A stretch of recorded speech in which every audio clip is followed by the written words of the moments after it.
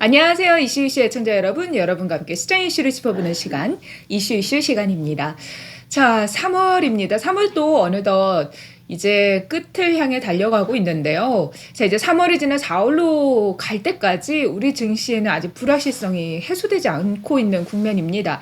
자, 물론 한 주가 조금 남아있긴 해요. 그래도 이제 4월로 또 연결되는 주다 보니까 다음 주 장세에서는 또 우리가 체크해야 되는 게 관세 이슈도 있고 또 시장에서 불확실성을 진단할 수 있는 그 바로미터로 볼 수 있는 환율 변동성도 계속 체크를 해봐야 되는데, 일단 시장에는 이슈들이 어떻게 있고 또 어떻게 대응을 해야 되는지, 삼성전자 좀 낙폭이 커지는 상황 속에서 여러분들의 걱정도 크실 것 같아서 바로 출발해 보도록 하겠습니다. 자, 오늘도 목사님과 함께 할게요. 스님 안녕하세요. 네, 안녕하세요. 스님, 우리가 삼성전자 얘기를 하면서 언젠가는 이게 공매도 재개와 함께 또 시장을 다시 한번 엎어치기를 할 것 같다, 그런 말씀을 하셨었는데, 지금까지 분위기가 굉장히 좋았잖아요. 근데 갑자기 금요일장이 이렇게 아무리 뭐 배당락이라고 해도 좀 전체적으로 양시장 모두 낙폭을 만회하지 못하고 있는 모습입니다. 시장 어떻게 보시나요? 오늘은 작정하고 때린 것 같아. 배당락이를 날짜 디데이를 오늘 디데이로 잡은 잡고? 것 같아. 그러니까 이제 월요일 30일 하루 남았고 그 다음에는 이제 4월 2일이니까 오늘 그 31일 날에 이제 삼성전자 배당을 361원을 주더라. 그러니까 365원. 뭐 1원인지 5원인지 뭐. 그런데 그거를 기준 날로 해서 오늘 삼성전자 엎어치기 들어간 것 같아. 파생 기준으로. 그러면서 내가 요번에 가장 찝찝하게 느꼈던 게 그 현대차 그 31조 발표한 날 실제 파동에서는 엎어치기 들어간 거야. 그때부터 징후가 보였던 것 같고, 그래서 방송에다 대놓고 이거 무조건 땡길 이벤트를 갖다 해서 그 삼성전자는 버티게 하고 오히려 삼성전자는 버티게 했어. 그날 31조 발표한 날. 31조 발표한 날. 그때는 삼성전자는 뭐 인도 거의 9천억 문제 그거 나왔는데도 6만 살짝 애들이 돌려놓고 그래갖고 6만 2천 원을 찍었어. 그런데 문제는 뭐냐? 현대차, 기아 가장 크게 변동한 게 현대제철, 현대글로비스. 오늘까지 하면 현대글로비스가 13만 5천 원에서 11만 원대까지, 그럼 한 3일 만에 그냥 순식간에 그냥 의도적 급락을 하니고, 그 다음 날은 LG그룹 그 주총 때 완전히 또 그 엎어치기 들어가는 느낌이 딱 들어갔고 LG그룹 주가도 때려라. 그러니까 일단 시가상위 종목들은 이번에 잘 팔아준 것 같아. 근데 이게 흔드니까 이제 뭐라 그럴까? 가닥에서 바스켓 매도 들어갈 때 한 번에 이렇게 때리면 주변 주식들은 주인이 있는 건 버티지만 떨어질 때 더 떨어지는 것들도 굉장히 많아. 그러니까 빵꾸가 뻥 뚫렸다 그럴까?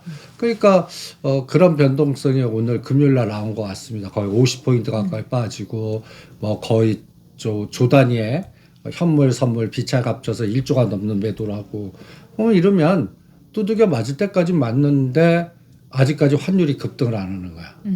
그래서 1460원대 계속. 그래서 오늘이 바닥이면 딱 좋을 뻔했는데 아직도 모르겠어. 4월 8일까지 계속 공격할 수 있다라고 열어볼래. 4월 3일에 이제 캐나다랑 그쪽에 멕시코 관세 얘기한다. 그리고 자동차 관세 관련해서도 4월부터 시작이잖아요. 그러니까 현대차나 기아는 나는 왕창 빠지진 않을 것 같아. 오히려? 미국 쪽, 그러니까 우리나라에서 생산하는 것들, 기아가 멕시코에 들어가는 것들은 관세를 매기겠지만, 니네들은 공장, 현대 본토에 가는 거는, 면제해 줄게. 이런 거를 트럼프 대통령 입으로 해줬으니까, 그거는 걱정은 안 하는데, 문제는 뭐냐면, 이제 우리나라에서 수출하는 거, 그리고 부품단도 그렇고 부품단 변동성보다는 나는 완성차들 그게 숫자로는 7, 80만 대 되는 것 같아. 그러니까 거기에 대한 우리나라가 그 자동차는 그 미국 수출 비중에서 제일 크거든. 그걸 공격 당하니까 4월 2일을 디데이 잡고 걔네들이 4월 해방의 2일? 그러니까 걔네들이 해방의 날이래. 그날이. 그럼 지네들은 해방하고 우리 그 주변은 뭐야? 완전히 그 반대에 억압되는 날이야. 그러니까 그 공포가 아직 남아 있는 것 같고. 그다음에 8일 날이 삼성전자 실적 발표야. 그래서 실적이 그렇게 좋을 것 같지는 않거든. 그런데 이제 오늘 보니까 이재용 회장이 시진핑 주석을 만났다고 그러네. 네. 그러면 참 우리나라를 대표하는 두 회장님들이 하나는 미국으로 가고 하나는 중국으로 가고. 어떤 면에서는 이게 또 국가적인 뭐라 그럴까 그 문제점을 확실하게 보여주는 하나의 징표 같거든. 삼성그룹은 이제 그 순환출자나 후계구도 문제는 다 해결됐고 상속세 12조 냈으니까 네. 이제 주 매출은 그 중국에서 그 레갈시 부분이 뭔가 계속 나와야 되고 중국 현지 공장 이 부분도 미국이 때릴 때 뭔가 방어용이 있을 거니까 이재용 회장은 중국에 올인하면서 중국을 뭐 시진핑 주석이나 네. 관련된 사람 만나는 것 같고 그 다음에 정의선 회장은 순환출자 구도를 풀어야 되거든. 그러면 이번에 보스턴 다이나믹스. 이번에 상장을 시켜야 그래서 돼. 미국에서 붙은 거구나 그쪽으로. 그렇지. 아, 그게 제일 큰 것 같아. 나스닥에 상장시키고 어떻게 하려고 하면은 조금 더 해야 하니까. 거기서 한 5조 정도를 현금화 시켜야 돼. 그러니까 보스턴 다이나믹스 대주주 구성을 딱 봐야 돼. 현대차가 30% 갖고 있어. 그 다음에 현대모비스인가 20%, 현대글로비스 10%, 정의서 회장님이 20%, 소프트뱅크 20%. 그럼 소프트뱅크가 그 옵션 조항이 있을까? 언제까지 안 결정을 하면, 안 하면? 내가 인수해야 된다. 해야지 그거 어떻게 20%를 그걸 받아줘? 그러니까 금년 안에 해야 돼. 그게 올해예요? 그래야. 그러면 개인 지분 20%를 시장 가치 30조를 받아 내는데 총력을 다해야 될 것 같아. 그럼 30조에 20%는 5, 6조 아니야. 네. 그거를 끌어 들어갖고 그거 갖고 뭐 현대 모비스 지분을 사오든 그다음에 뭔가 거버넌스 게임을 해야 될 것 같아. 그러니까 뭐 31조 투자하면서 미국에 그 올인을 한 것 같아.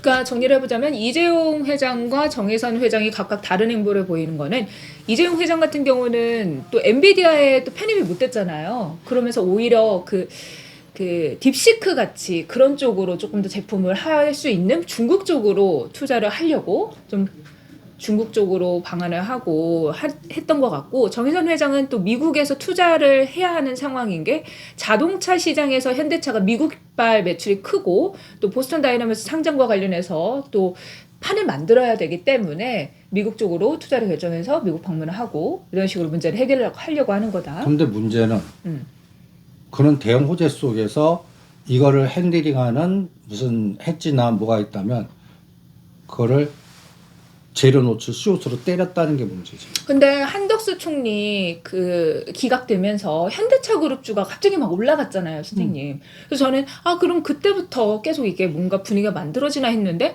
31조 투자가 꼭지였다는 말이죠. 그거를 알고 있었던 사람들도 있었던 건가요? 알고 있었다는 사람보다 그 중심의 주체들이 그거를 기준으로 때렸다는 게 문제예요. 때렸다?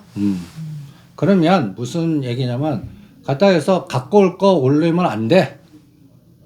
현대차, 기아, 현대모비스 가격 오르면 안 돼. 근데 현대차, 기아, 현대모비스만 떨어진 게 아니라 다 떨어졌잖아요. 현대글로비스, 다른 건 현대제철. 핵심되는 탐욕은 더 떨어뜨렸지. 난 그게 해답인 것 같아. 더 떨어뜨린 거에 해답이 있다. 현대글로비스, 정의선 회장 지분 이미 많잖아요. 갖고 올 게 없잖아요. 그러니까 이거는 적당히 누르는 거야. 그리고 박스에 갇히게 하는 거야. 현대차, 기아, 현대모비스는 10% 정도. 그러니까 옛날에는 18만 원, 22만 원이면 이번에는 19만 원, 22만 원. 요게 한 6개월 갈 것 같아. 네.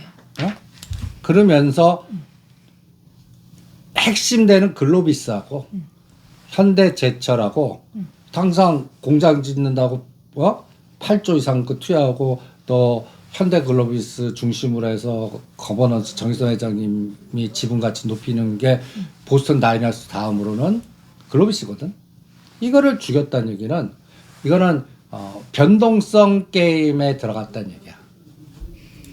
근데 지난번에서 현대글로비스와 박스권 하단에 들어왔으니까 매수 가능하다라고 그렇지. 하셨었잖아요. 근데 요번에 그 재료 나오고 때리라고 그런 거야.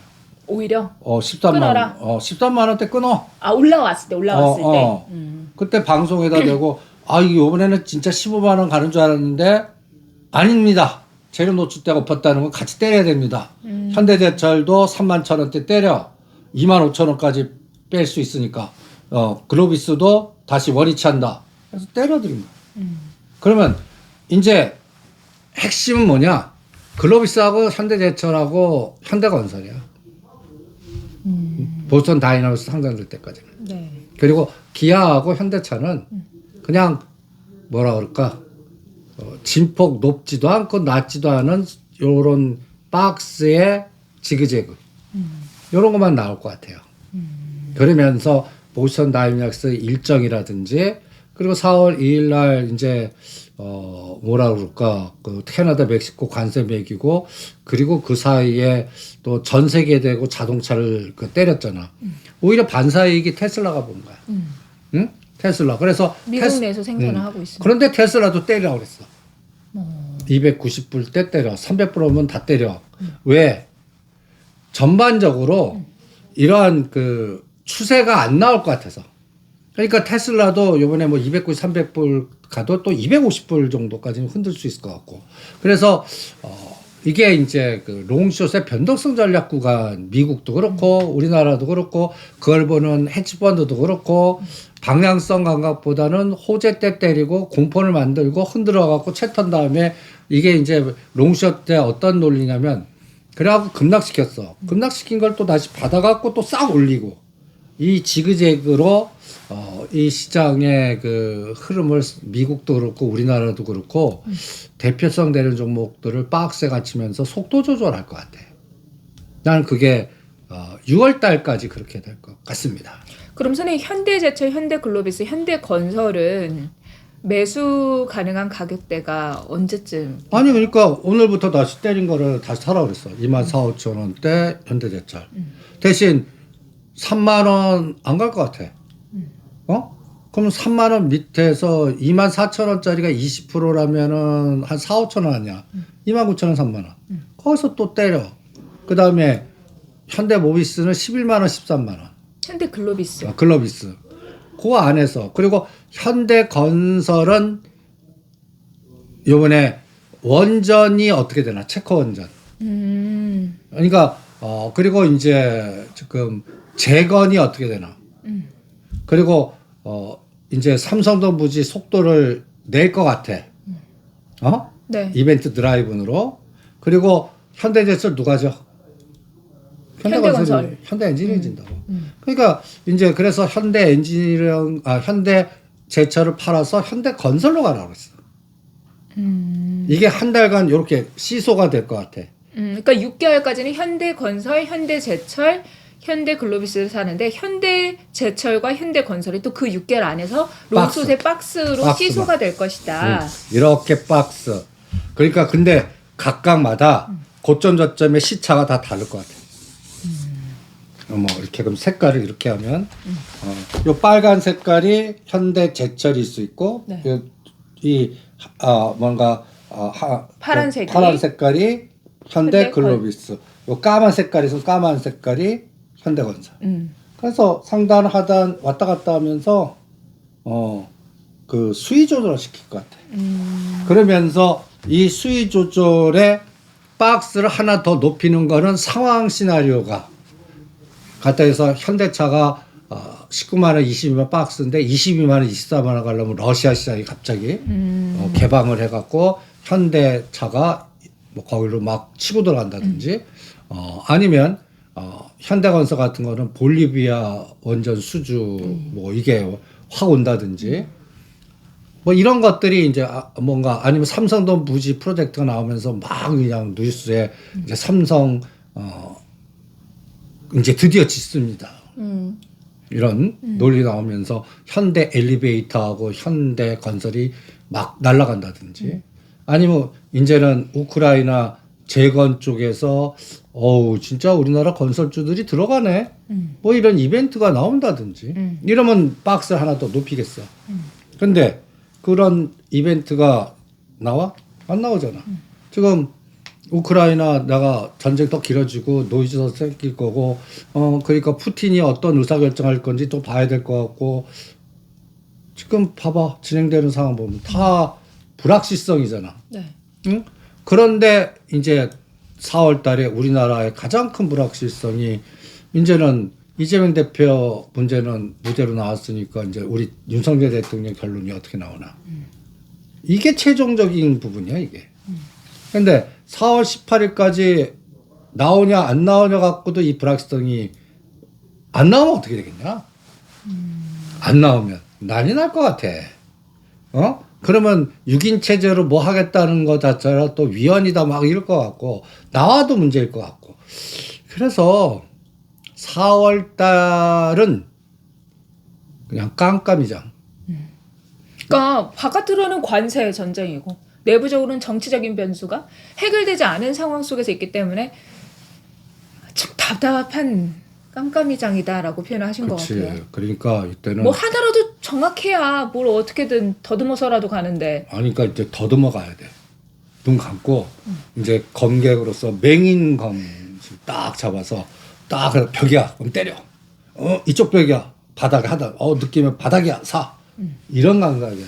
근데 이럴 때는 막 종목수를 넓히는 것보다는 당연하지. 몇 개의 종목만 가지고 압축하든지. 하단 왔을 때 딱 사고. 아니면 뭐 이런 이럴 식으로. 때 내가 포스코 그룹으로 다 집중하든지 아니면 삼성전자 SK에서 갖고 한 놈만 때리기 단타만 하시든지 아니면 주인은 이거 빌려다가 때릴 수 없는 것들 중소형주 중심의 순환 매매로 이거는 감각이 있어야 돼.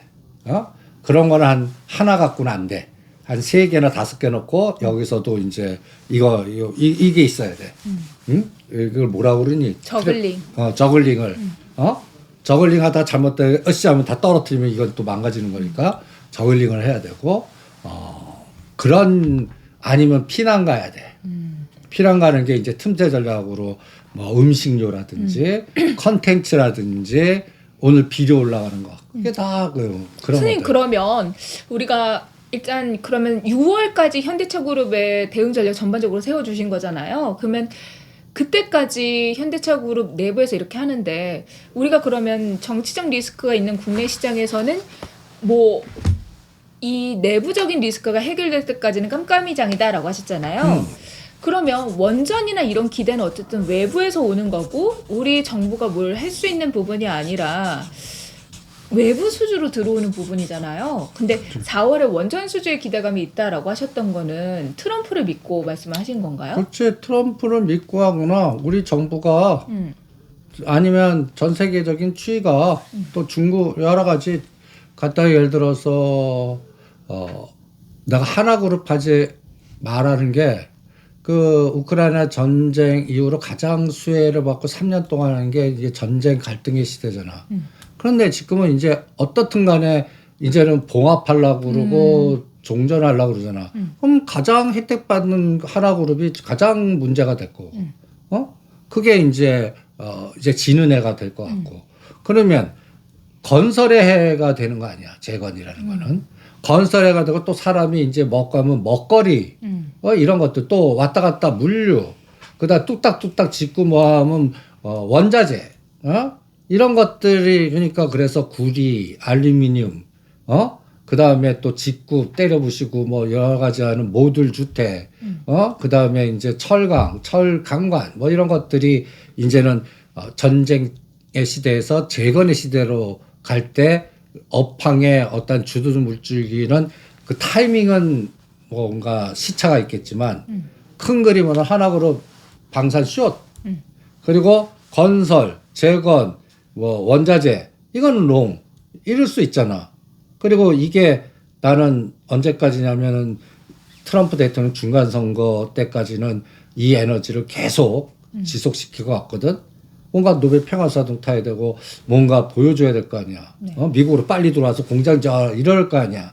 그러니까 이런 부분들의 교통 정리가 나는 딱 그 지금 3월 달이니까 1년 6개월.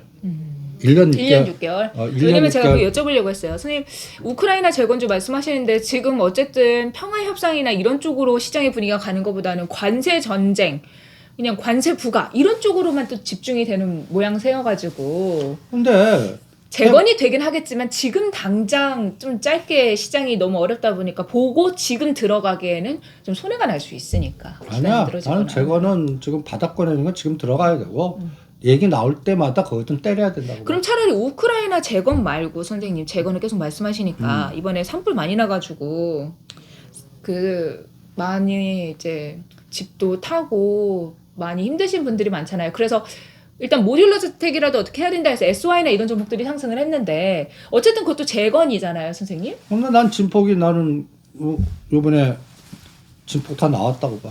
그 SY 제외하고 우크라이나 재건주 중에 우리나라 내부적인 재건으로 좀 엮일 수 있는 종목이 있을까 해서요. 차라리 뭐 있으면 교집합이 되면 더 좋으니까. 뭐가 있겠냐? 없을까요?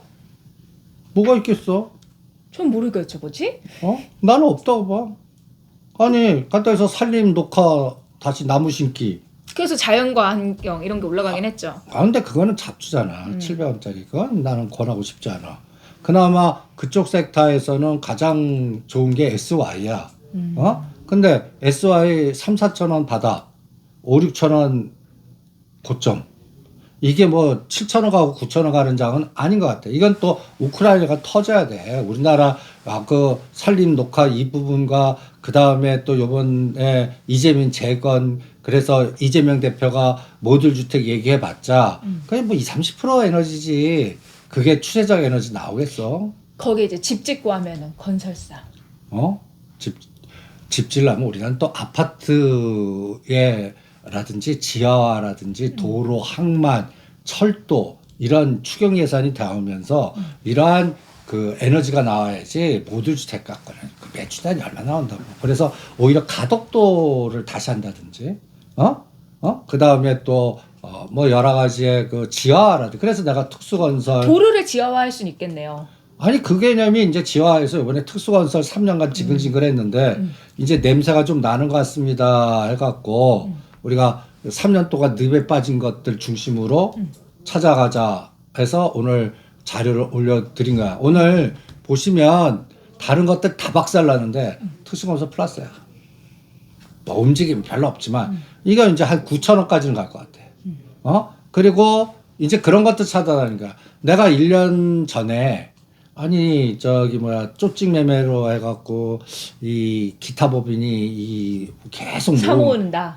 금강고 오늘 급등하더라. 1년 만에 급등시키네. 4,000원짜리를 5,500원. 해먹긴 해먹네. 그래갖고 이게 오늘 반 때리라고 그랬어. 그리고 그리고 오늘 보면 다 비료주의 날이야. 그것 때문이잖아요. 불난 거. 아마 여러 가지인데 난 그게 오늘 때려라 쪽이야. 비료주도. 오늘 눈에 보였는데 뭐 효성 OMB나 조비나 나는 이게 정치 인맥 관련주와 비슷한 것 같아. 이재명 관련주 이틀 3일 천하잖아. 그거 비슷한 것 같아. 이게 추세적으로 뭔가 비료나 이런 게 가려면 구제역이 어마무시하게 공포로 퍼지든지 아니면은 저기 우크라이나의 곡물 그 오데사인가 뭐에서 다 봉쇄가 돼야 돼. 그래서 전 세계적으로 식량난 위기가 또 나와야 되는데 지금 그런 상황은 또 아니잖아.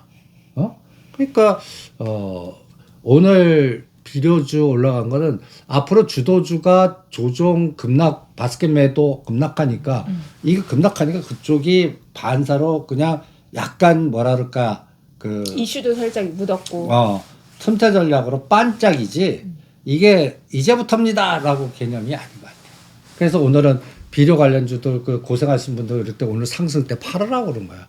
그리고 그 판 거를 급락하는 주도주의 포스코 그룹이나 오늘 이제 강가는 벌써 돌렸더라.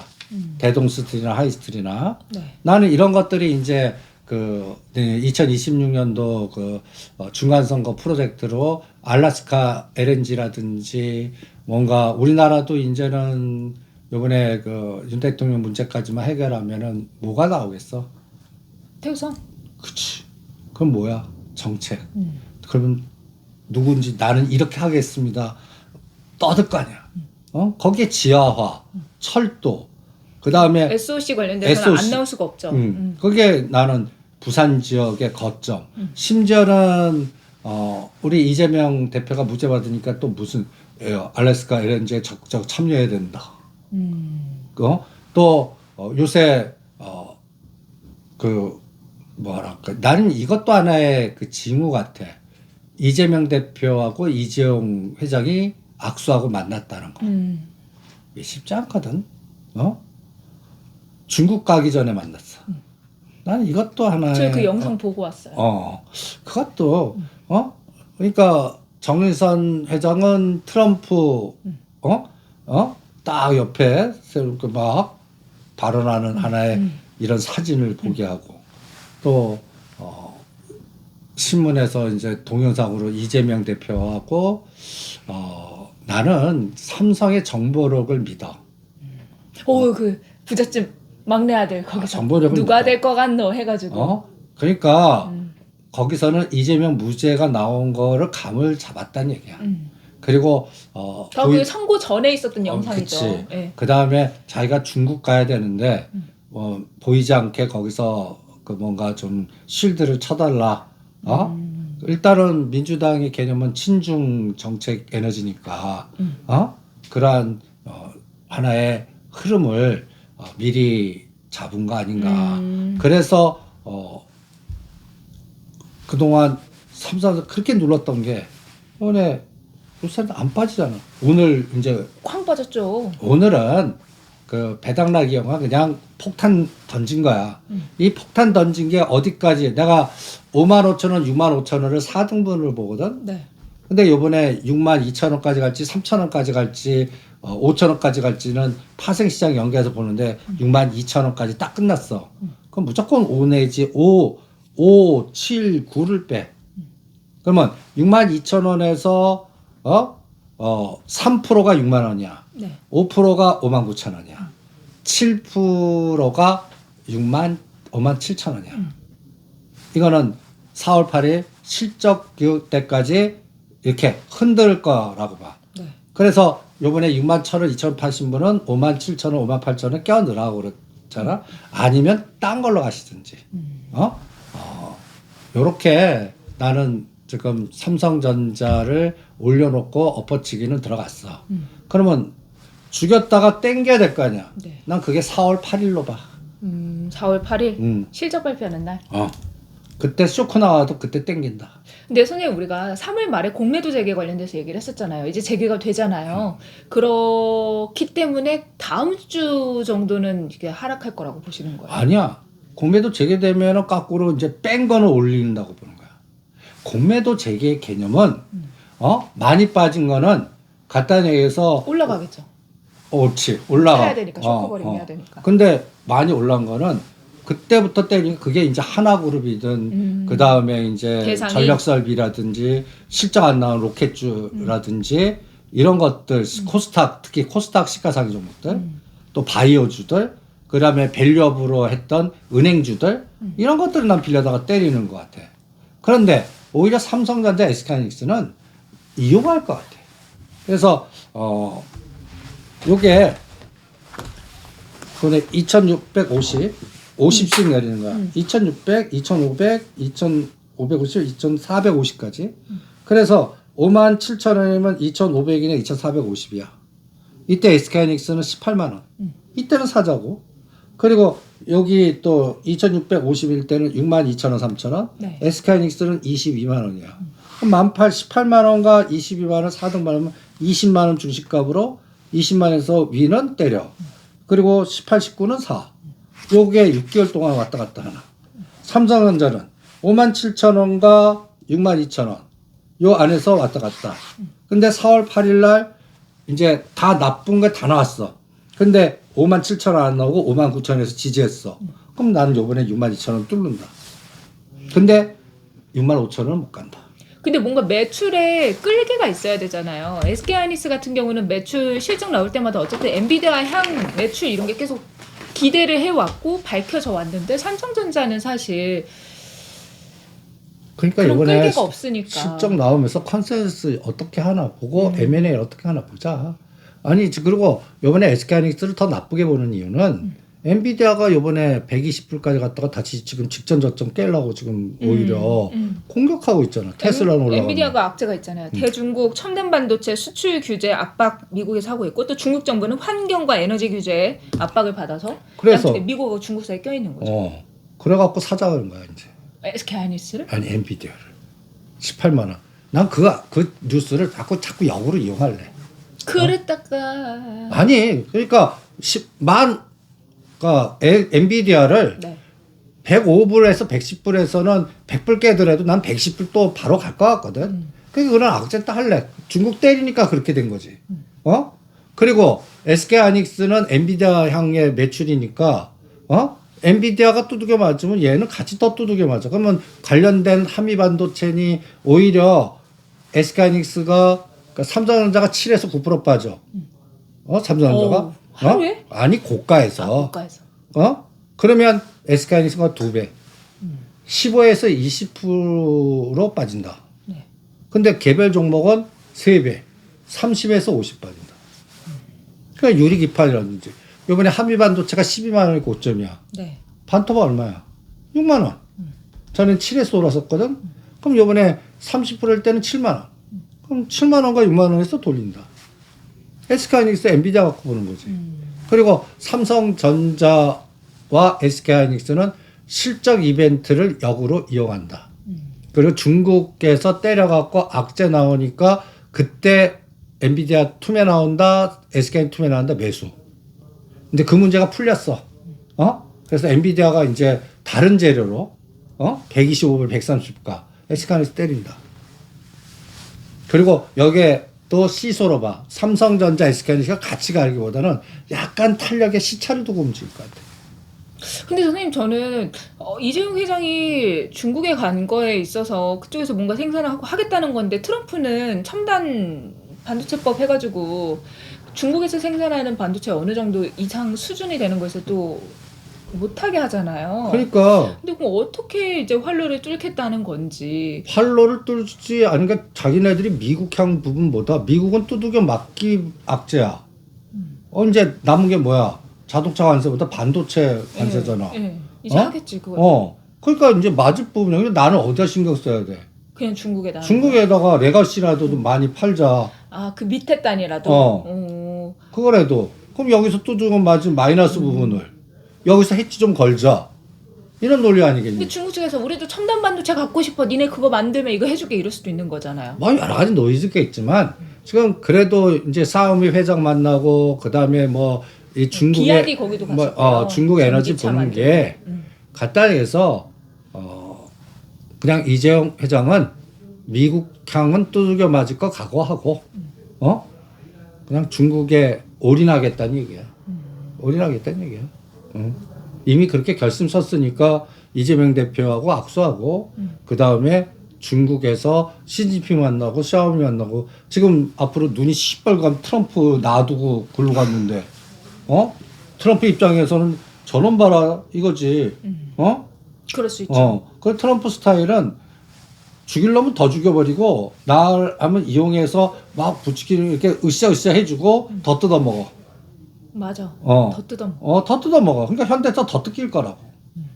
그러니까 미국 들어가는 에너지를 그러니까 정의선 회장도 아는 거야. 뜯길 바에는 빨리 보스턴 산장에서 이쪽에서 빼자. 그게 1순위니까. 1순위. 그러니까 여기서 그리고 이제 순환 출자 구도를 하면서 드디어 아버님의 법적인 지분을 타이밍을 내년에 잡을까 이것도 고민을 하실 거라고.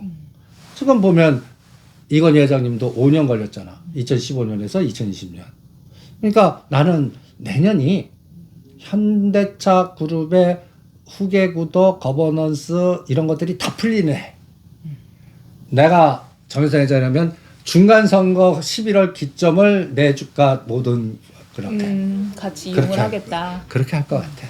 앞서서 현대차 그룹이 미국에 들어갔지만 이렇게 잘 보이는 놈들을 더 뜯는다고 하셨잖아요, 선생님. 그래서 현대차가 31조 엄청 투자를 하지만 트럼프가 그대로 관세를 먹이겠다 하면서 현대차가 국내에서 생산하거나 이런 부분에 대해서 어쨌든 관세를 물게 된대요. 그거 유예시키거나 해주지 않는다는 거지. 31조라는 걸 잘 기억을 해. 31조. 보스턴 다이미스 30조 뜯어 이거 나는 그냥 이게 이제 계산을 맞췄구나. 요 딱 균형 아니니? 네. 또이또이하게. 그러면 이건희 이재용 회장도 어떻게 해야 돼? 관세 맞은 부분을 이쪽에서 풀어야지. 그러면 싸우미하고 풀지 바이두하고 풀지 여기서 일단 풀라고 그런 거야. 바이두 전기차 생산하는 그쪽에 갔다는 거는 선생님 뭔가 옛날에 애플카 막 이렇게 하는 것처럼 현대차에서 그런 식으로 현대 아닌가? 그 전기차에 삼성의 제품을 넣으려고 하는 건가? 그렇지 뭐 그런데 나는 그거는 삼성 SDI 갖고 보자. 삼성 SDI. 그래서 그 일단 전체적으로 삼성 그룹에 일단 간단히해서 핸드폰 부분은 샤오미하고도 경쟁이고 파이어도 경쟁인데 중국 시장에서 지금 약간 레거시 하면서 AI 하면서 뭔가 그때 레거시가 많이 들어가라. 중국은 그 엔비디아의 비싼 거 쓰기보다는 삼성전자의 레거시에서 싼 거 갖고 이렇게 하잖아. 그게 더 확산되잖아. 그리고 AI 더 확대하잖아. 네. 중국이 그 정책을 더 키우니까 그때 미국의 마이너스 부분을 여기서 어느 정도 세금이나 이런 걸로 내가 10조 뜯겨. 예를 들어서 여기서 10조, 20조를 커버하겠다는 논리로 집중하겠다는 얘기야. 그럼 선생님 삼성전자 부품단을 레거시 반도체 관련된 종목들을 사는 게 더 좋지 않을까요? 근데 확산이 안 될 것 같아. 이게 각자 도생이야. 나도 힘든데, 내 길만 뚫기 바쁜데, 너도 같이 가자, 나도 같이 가자, 니네들 알아서 해라 이거지. 이게 낙수 효과로 물이 내려가긴 물이 너무 좁구나. 아니 낙수 효과가 지금 청산되려면 트럼프와 여기에 전쟁이 안 나야 돼. 그래서 이 환경의 미래 방향성이 보여서 너도 나도 이게 돼야 되는데, 중국도 보면 똑똑한 한 놈하고 집중하지. 너도 나도는 각자들이 그 틈새를 얼마나 잘 개인 기업의 역량으로 뚫느냐. 요번에 팁스케 갖고 지금 보면 GRT인가? 네, 그거 여쭤보려고 했어요. GRT 많이 빠졌더라고요. 그거하고 제주 반도체 에너지 안 나와봐. 이게 해답인 것 같아. 안 나온 건 안 나오는 거야. 그럼 디프리 파동 때 때리고 나와야 되는 거야. 실적도 괜찮거든. 근데 지금 물론 냅둬야 돼. 그러다가 어느 날 갑자기 20, 30% 올라가면 직전고점 뚫는 새로운 상승을 안 본다는 얘기야. 여기 흘러내렸다는 얘기는. 그러면 삼성전자 진폭, 요거 진폭도 흘러내렸다 올라가면 때리고 다시 보고 하면서 여기도 3개월, 5개월 지나 봐야 될 것 같아. 그래서 3개월, 5개월을 왜 지나냐? 좀 시진핑이 분명히 대만 건드려. 나는 상반기 안에. 그러니까 시진핑도 푸틴 전략을 쓸 것 같아. 막 계속 때려. 그러면 보이지 않게 트럼프를 도와줄 수 있는 방법이 뭘까를 대만 점령해서 TSMC를 일로 밀어버리는 거야, 미국에다. 그러면 막 욕하겠지만 속으로는 트럼프는 입 찢어지지. TSMC가 일로 밀려오니까. 그럼 인텔이 TSMC에서 메이드 인 반도체가 되는 거야. 메이드 인 제조가 되는 거야. 이 작업이 들어갈 거야. 만약에 삼성이라고 그러면 이게 미국 향한다면 인텔 지분 참여할게 이분 해서 또 트럼프 옆에 놓고 이거 갖다 해서 정의선 회장님 같이 기자회견을 하셨어야 돼. 근데 AI 반도체 관련해서 그 투자하고 할 때 인텔 여기에 뭐 삼성도 들어간다 막 그런 얘기는 있었었죠. 들어가는데 네. 거기 TSMC가 중심이 되거나 미국까지 거기에 삼성전자가 중심이 아니잖아. 그렇죠. 삼성전자는 지금 시진핑 만나고 있다고. 이게 벌써 결단 내리고 결심했다고 한 거야, 싱크탱크들이. 그러면 이 방향성이 1, 2년은 간다. 해보니까 안 됐을 때 이제 내가 잘못되면서 꺾이는 거는 다음 구도야. 최소한 1년은 가. 나는 이 방향은 1년은 바로 직진으로 간다고. 그러니까 갔다 해서 삼성전자 레거시에 승부 본 것 같아. 조금 말씀 듣다 보니까 불안합니다. 이제 이재용 회장의 별명이 그러니까 마이너스의 손. 누가 선거할지는 이 국제적 그러니까 앞으로 1년 후에 우리 빅3의 위상이 어떻게 트럼프, 시진핑, 푸틴. 나는 가장 바람이 세 명이서 포토존에 딱 써갖고 프렌들이 손 이렇게 하면서. 나 그런 걸 바래. 응? 난 그런 세상을 바래요. 그래야 우리가 살아. 그럼 여기도 할 수가 있고 찍히질 않는 거야. 근데 지금은 그게 나오기 전까지는 선택을 해야 돼. 그렇죠. 누구한테 설지. 근데 누구한테 이거는 갖다 대서 지역구의 이쪽을 대장과 이쪽 대장일 때 하나를 선택하면 이 반대를 어떻게 해야 돼? 등을 져야죠. 그러면 등을 졌다는 얘기는 얘가 등에 언제 칼 꽂을지 모르는 그 항상 불안감 속에서 대응을 해야 될 거 아니야. 그리고 그 공격이 분명히 들어올 거라고. 다 뒤끝 장난들이니까. 그러니까 이런 부분이 방향을 주겠냐? 그러니까 갖다 해서 이거야 그냥. 이거라고 우리나라 운명이야 이게. 그러면 요럴 나올 때를 매수해야 돼? 이것만 걸리지 않으면 되지. 이때만 나오면 때리라는 얘기야. 요번에 그래서 31조 사인 때려. 내가 좋을 때 딱 때려 하니까 이게 귀신같이 맞잖아. 이게 논리적인 게 아니라 눈 감고 이 눈 감고 감을 이렇게 딱 해서 가야 될 자리에서 엎어치기 들어가면 그 갖다 얘기해서 여기서 판단해야 돼. 여기서 판단하면 이미 늦어. 이건 뭐 이구동성 다 두들겨 맞은 다음에 판단하면 뭐해. 그러니까 그로비스도 13만 원 깰 때 판단해야 돼. 13만 5, 6천 고점 놓쳤어도 13만 원대. 현대차도 마찬가지야. 고점은 놓쳤어도 22만 5천 원 붕괴할 때 때렸어야 돼. 그게 중요한 것 같아. 그리고 요때도 잘해야 될 것 같아. 이 투매 요때 팔지 좀 마세요. 견뎌. 그러고 나서 끝까지 줄 것 같지만 여기서 확 올라오는 그 타이밍이 반드시 있어요. 이렇게 흔드는 장이기 때문에. 그러니까 그러한 거를 조정하는 변동성 요동을 치는 장, 변덕스러운 장. 그럴 때는 재료를 이벤트를 이용하는 장. 이렇게 얘기할 수밖에 없습니다. 네. 근데 앞서서 좀 정리를 해보자면 비아디 말씀하시면서 테슬라랑 롱숏이다. 테슬라가 치고 가면 비아디가 꺾이고 비아디가 올라가면 테슬라가 꺾일 거다. 근데 테슬라가 바닥에서 올라오면서 비아디는 또 하락을 했어요. 아니 그래서 테슬라 판 거를 비아디로 가.